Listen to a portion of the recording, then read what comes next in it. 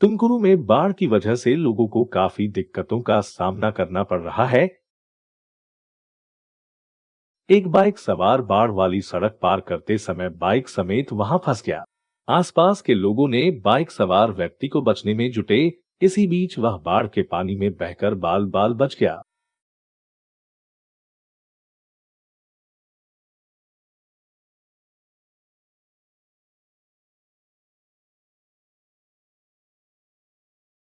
एक बाइक सवार बाढ़ वाली सड़क पार करते समय बाइक समेत वहां फंस गया। आसपास के लोगों ने बाइक सवार व्यक्ति को बचने में जुटे।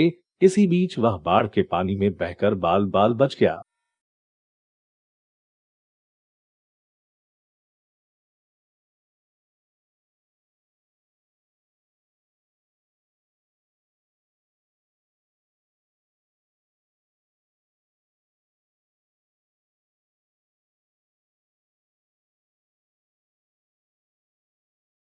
तुमकुरू में बाढ़ की वजह से लोगों को काफी दिक्कतों का सामना करना पड़ रहा है। एक बाइक सवार बाढ़ वाली सड़क पार करते समय बाइक समेत वहां फंस गया। आसपास के लोगों ने बाइक सवार व्यक्ति को बचने में जुटे।